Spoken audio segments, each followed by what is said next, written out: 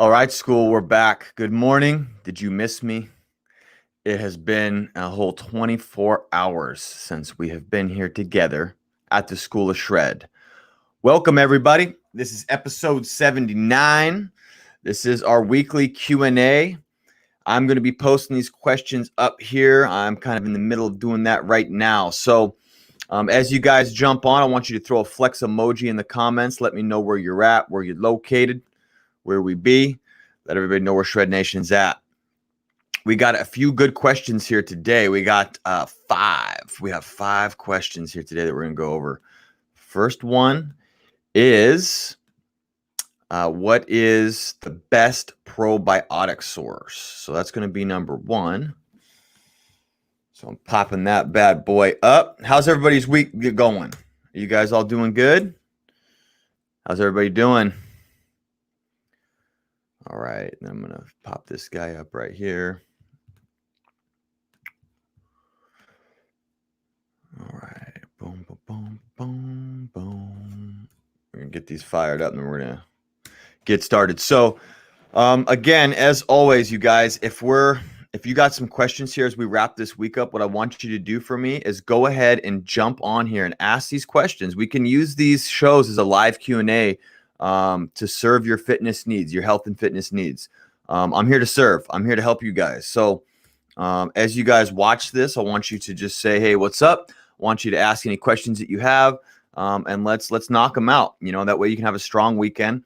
Unfortunately, the school is not here for you on the weekends. So we need to fill your cup up before we hit the weekends, all right?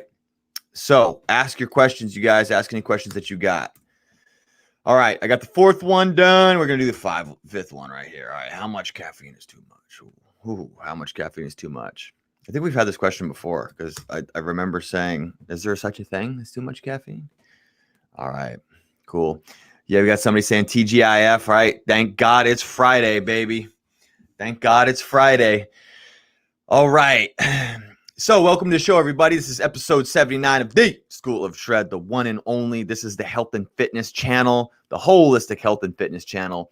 We are here to shape the mind, body, and spirit. Okay. And we do that through the Shred curriculum, which is spirit, habitat, recovery, exercise, and diet. All right. We take our betterment seriously here at school, don't we? So if you're listening to this, you are part of Shred Nation. So welcome.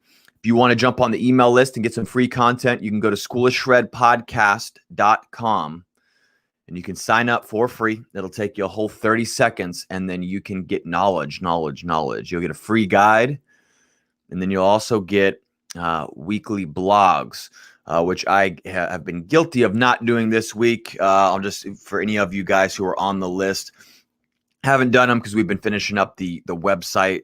So website I've had completely reconstructed because it's a membership site for students now because I'm running the school's courses through the website.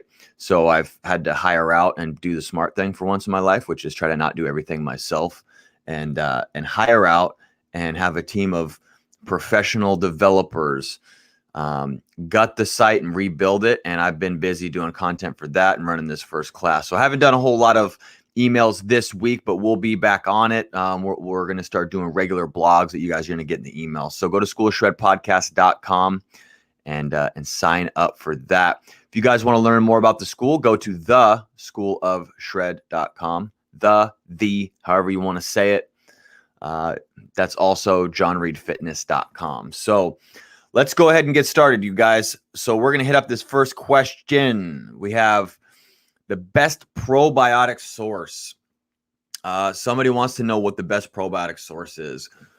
Well, there is, I try to stay away from best just because there's an individual variance here and you got to explore, which is, I remember one of my mentors said this one time. He's like, people don't want to hear it depends all the time. Like, well, it depends. It depends on your situation. But that's how I'm going to speak because we have to speak with integrity. So, you know, the best probiotic source, I'll give you some good ones that you can start off with, and then you can go from there. So you have kimchi, which is great. I talk about that one a lot. That's basically fermented Napa cabbage. I actually want to start trying to make my own this time of year because apparently this time of year in the fall, fall months is actually the best time to do it, because you go bury that crap in your backyard. So, but anyway, then you got sauerkraut. Sauerkraut's a really good one. Pretty easy to make as well. And you have kombucha. I know we got a kombucha fiend out there. Michael's a booch guy. He likes to booch. So you got kombucha. And then you also have, we have some bone broth that's just good for the gut. You can do a good Greek yogurt. Okay, so a good plain Greek yogurt, folks, because Greek yogurt already has a lot of trace sugars in it, unfortunately. The brand that I like is actually Fage, Faya, I think is how you say it. I am not sponsored by them, but if they want to send me free yogurt, they can.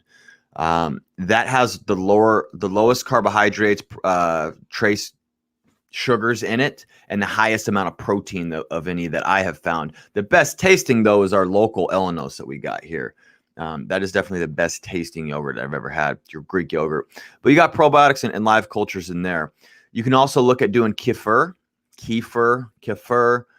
however you want to say it. It's Kefir, folks. Basically a fermented milk. So you can do that. You can add that to things, add it to smoothies. You know, you don't have to just like swig this stuff down. I kind of do. I'm weird like that. But if you want to be like a normal person, you could just take something, because it's kind of a bitter milk is what kefir is. You can just throw it into a smoothie in the mornings. Or afternoon, whenever you like your smoothie. You don't have to have smoothies in the mornings. They're not specifically for the morning. You know, sometimes I just assume things. I try to like train that out of myself to just have a knee-jerk assumption. But anyway, I like shakes before bed sometimes, like a nice little like milkshake at night when I do protein shakes. So anyway, you got that. And then what's one more, folks? We got apple cider vinegar. If you do 2 tablespoons of this in some water and dilute it, that is good. It's also good for post-meal. It helps with digestion. So that can be a good option as well. Do not have more than 2 tablespoons at once. You need to dilute it with water. I have made the mistake of trying to take a shot glass full of it in the past, and it burns. And I think that does more harm than good. You want to dilute it, and you don't want to do too much of it. So, you can do that. Like I said, I like doing it after a meal. Last night I had a big, huge steak and steak and vegetable meal. I just couldn't stop eating this ribeye that I had. It was really good. And, I was trying to let my food digest and stand up and move a little bit for about a half hour after I ate. But I still took some apple cider vinegar down the hatch to try and help aid in that digestion. So anyway, those are some of the best. But best would mean number one. So those are some good options for you. Okay. Those are some good options for probiotics, but probiotics, we want to get those in. We want to be nourishing our gut flora, our microbiome. It is our second brain. It's where most our serotonin production is and our other neurotransmitters. There is a lot of good stuff on there. If you want to learn more about gut health, right now, if you go to schoolshredpodcast.com, that's the guide that you're going to get, is my gut health guide that I've put together. It's a really in-depth guide. It's really great. If anybody on here, any of my people from Shred Nation, if you guys have got that, say I love the guide. Say the guide was good. Give me a quick review on that guide so other people will get it for free. I'm not trying to charge you for it. All right. So the second question here: how much protein can you digest at a meal? All right, you ready for a good answer? It depends. How much protein can you digest? So there was an old kind of what do you call it? Wives' tale. There was old tale that basically you could only digest so much protein at a meal. I don't really know why that was a thing. I mean, I guess back before I was critically thinking about things when I first got into fitness, I fell for this, but I think a lot of people did.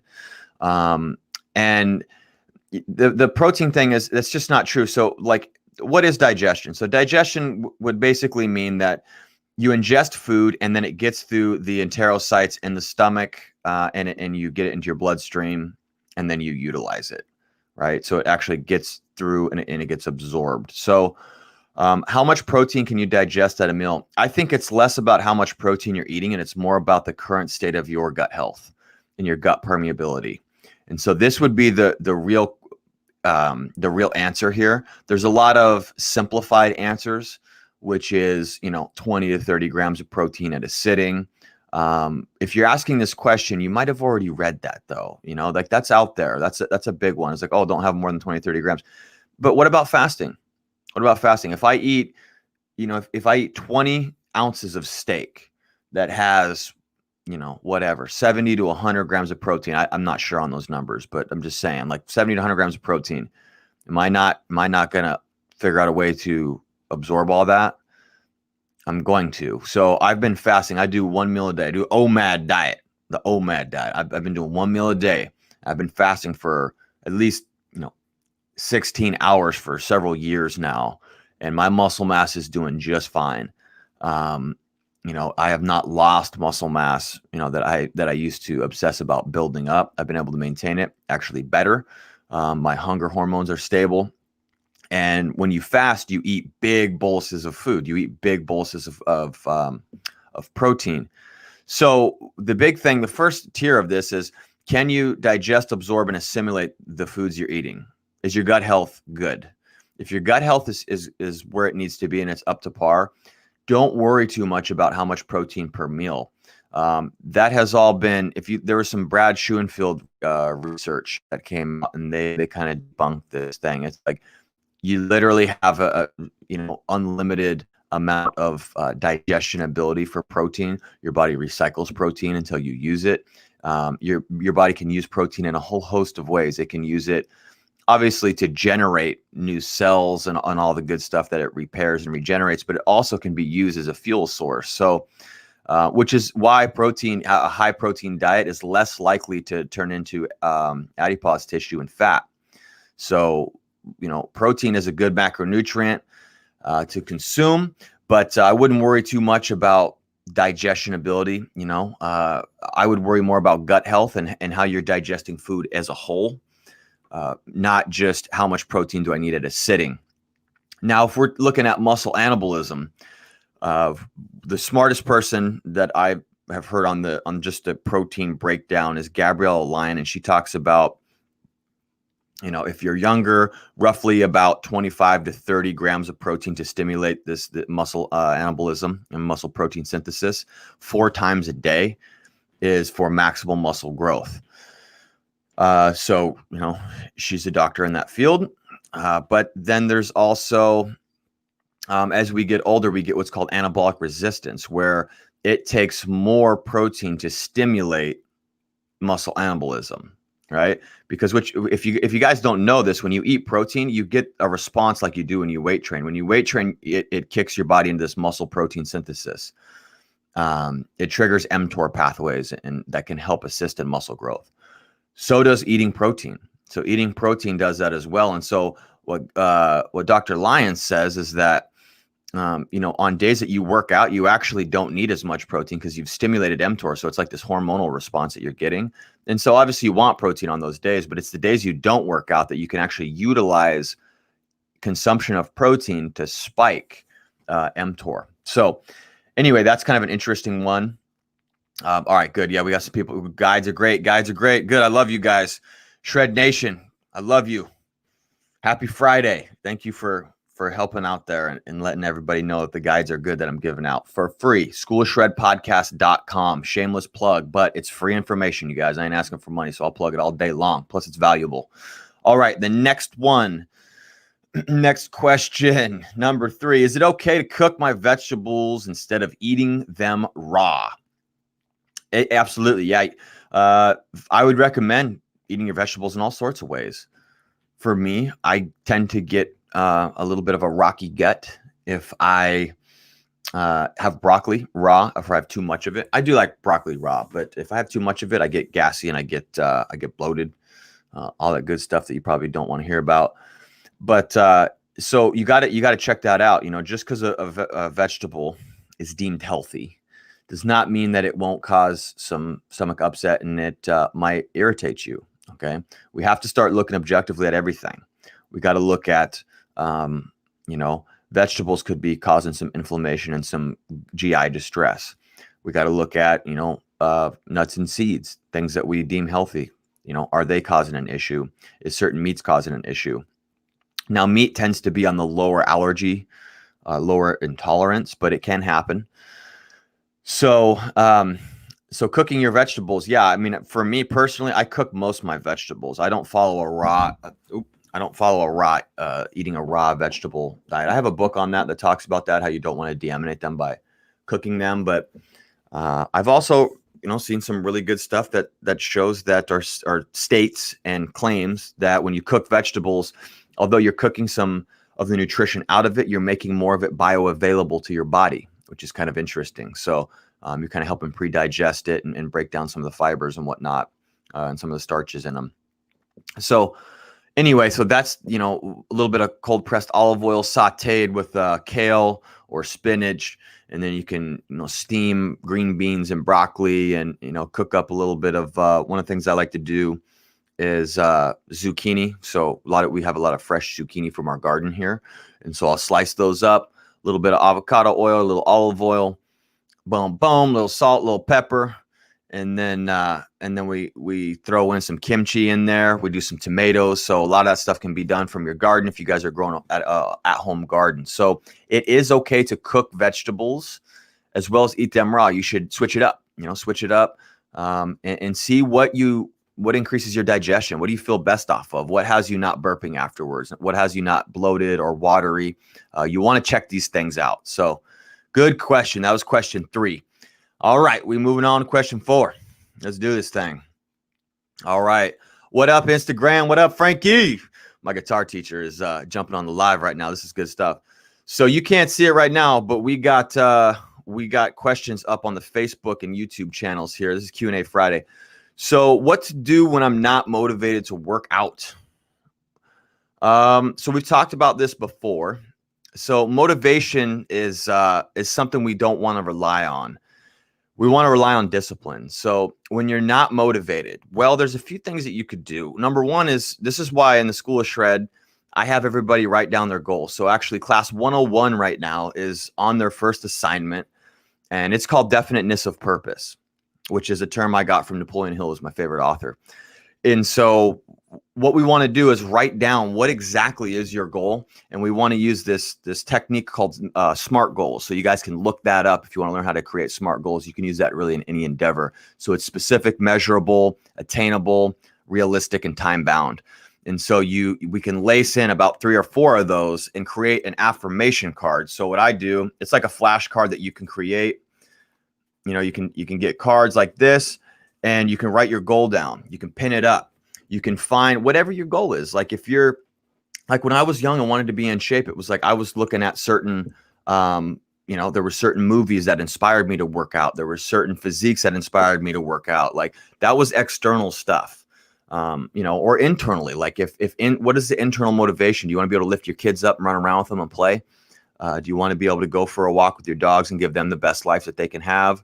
Do you want to just be engaged in life more? Those are intrinsic motivations, but write those down and they can keep you accountable.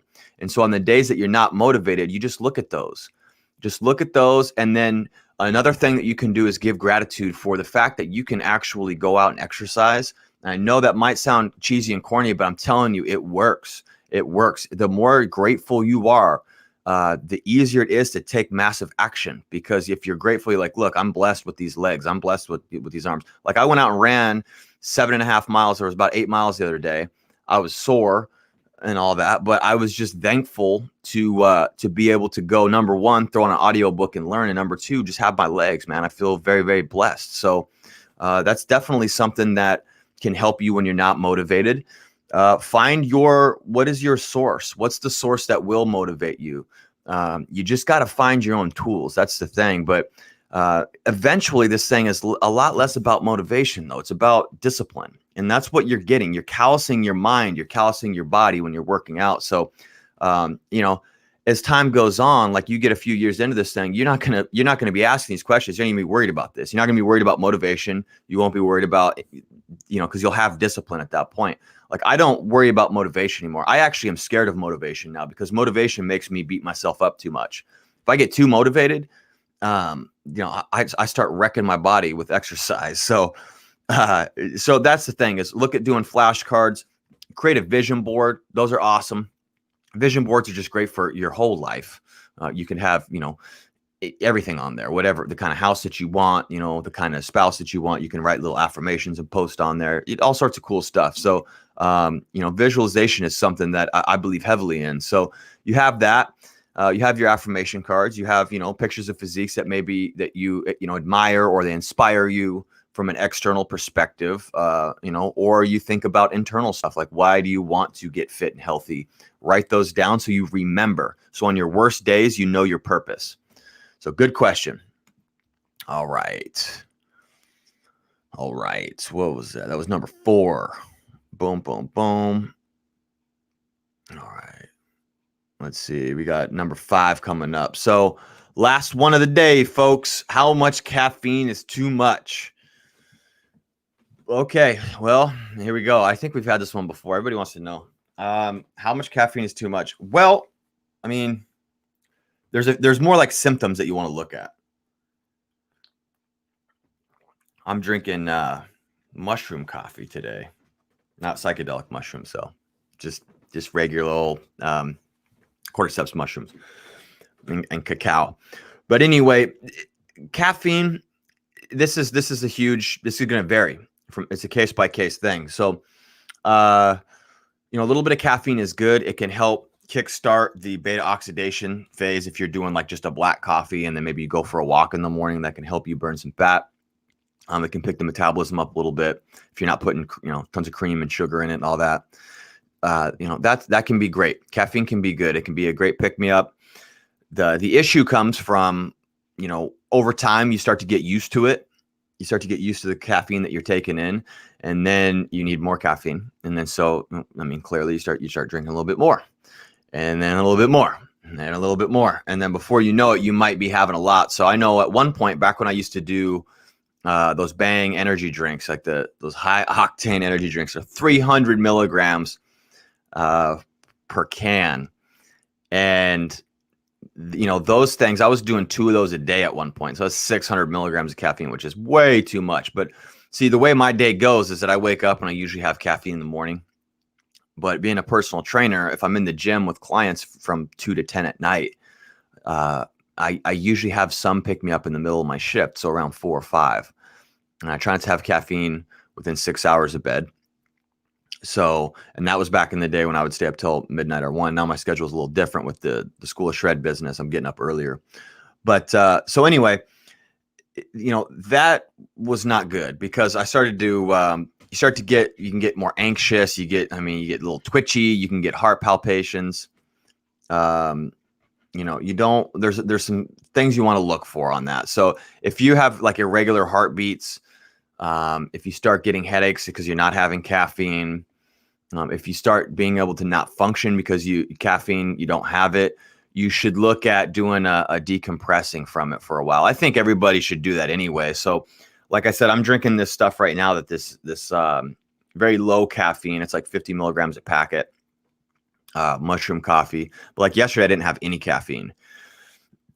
I just had blended cacao. So something that I threw up on my Instagram feed was a free recipe. I also sent this out on the newsletter, and it was like a teaspoon or half tablespoon of blended cacao, and then a little bit of this chocolate stevia sauce, just like a little dab of it, and a little bit of whole, like full fat cream.